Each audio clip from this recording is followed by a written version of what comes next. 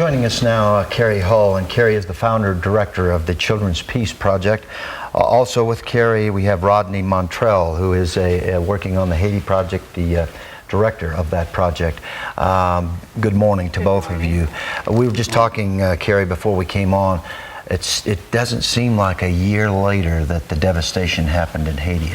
The year has just flown by. Very true. Unless you look at views of Haiti, and then it looks like it was yesterday. Mm-hmm. That's because very true. A year later, so little has happened.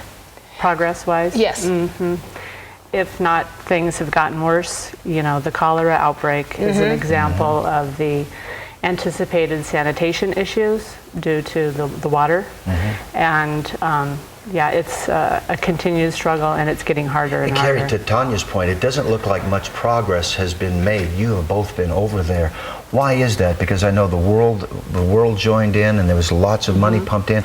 What do you attribute maybe the slow movement? The money's not getting to the targeted spots. Well, Rodney and I had worked together in Haiti prior to the earthquake, and our choice is to work at a grassroots level where there's no bureaucracy and there's no in-between. The money goes directly to our project manager even before the earthquake. So I think Rodney could speak more to how difficult it is to work there. As a Haitian, Rodney, what can you say about your country right now? Well, right now, I could say that the problem comes from the fact that there's a lack of articulation of between the people working there, the organizations, the NGOs, the international community, even the Haitian government. So dialogue is not good. It's not happening, and if it's happening, it's not effective enough. So how do we combat that, Rodney? To Carrie's point, how do we get the money directly to where it's needed and in the people's hands to get what needs to be done? I think we need to start with establishing a political stability first. In the country? In the country. Because even the perception that persists there is that the government is not capable of managing all these resources by itself. Is there political corruption right now? I would say I don't have any evidence of that, but based on our past experience, Haiti is a country which is well known for corruption. Do you know, do either one of you know where the flow of money goes? Because we give the money, and where does it go? And then how is it filtered down? That's what's puzzling everybody now. We don't know. Nobody knows where it goes. Huge millions and billions of dollars have not filtered into the right place. That's why you see a lot of grassroots organizations like Children's Peace Project start up, because we can manage the funds. We're fully volunteer organization, so we can guarantee that 100% of the funds go directly to the country, to the children.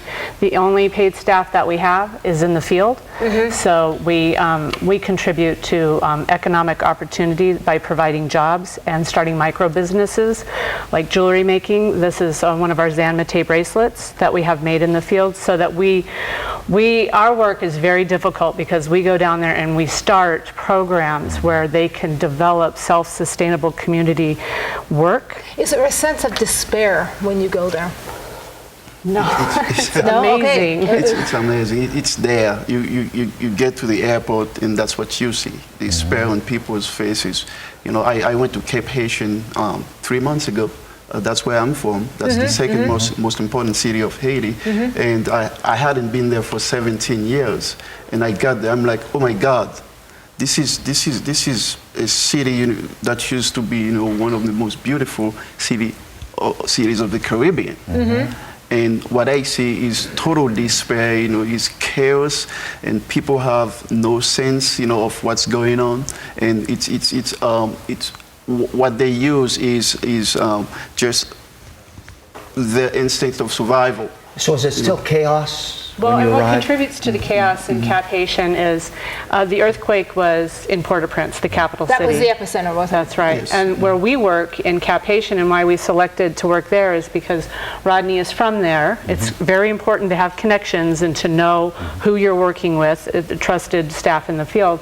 But the migration of the people that left Port-au-Prince and went to Cap Haitian because of the earthquake to find water, to find food, has been devastating to that community because now it's overpopulated. How hard is it to get into Haiti? I know during the devastation, the airport was destroyed partially, and can people still fly over there? Do you recommend definitely. people Now going to Haiti?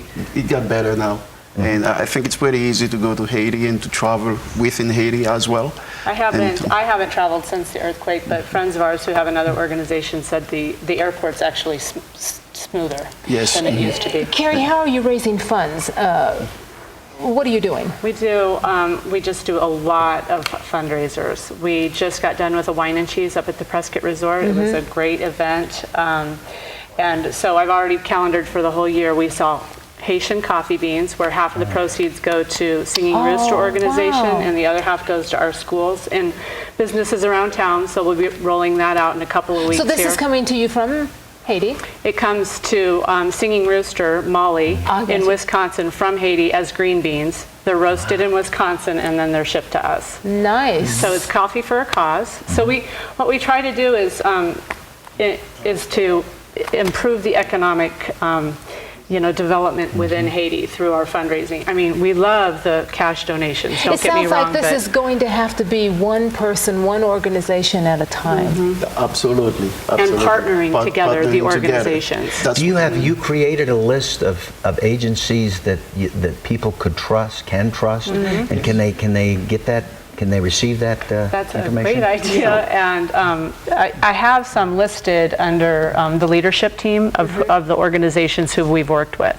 So, but I like that idea, and to actually increase it. Well, I know because there's still many people that want to help, but now they're fearful. But in the face of what's happening with billions of dollars, you're getting less and less people who want to help. We have it all. We know who to give your food money to, the orphan money food, we're the school money, and the medical centers, all small. Yeah. How did the two of you meet and connect? Through another organization that was working in Haiti with schools that I was the project director for, and we needed a speaker at a big event down in Phoenix, and we Googled him.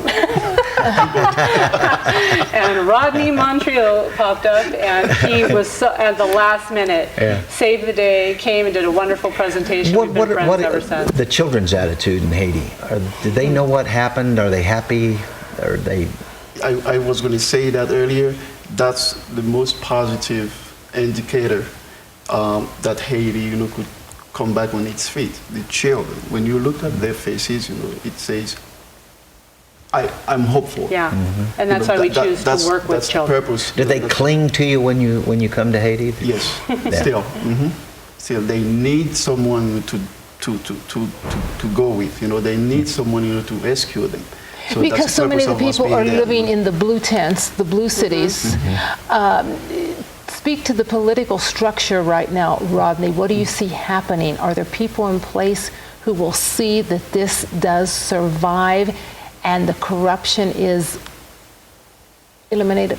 Okay, it got to a point where we have to move to the next level. It can't stay the way it is, and everybody is conscious of that and conscient about it. So the men on the street and the women on the street are conscious of this? They are. So you can't use any other stratagems anymore, to fool them. They understand the situation, they understand their needs. So all they need from you is a hand out. So yes. We just don't have enough time to go into in-depth. There's so many more questions, but thank you very much. People can, I'm sure there's a website on the screen. They can find you. Please donate, write a check. And if you write a check to this organization, we know that it's getting to the right people. It's always a pleasure for me to be in Prescott. Oh, thank you. It's a pleasure just to listen to you talk, I must say. Thank you very much. You work for Travel Quest International. Yes, I do. Yes, right here in town. Yeah. Yes. Office Thank you manager. so very much.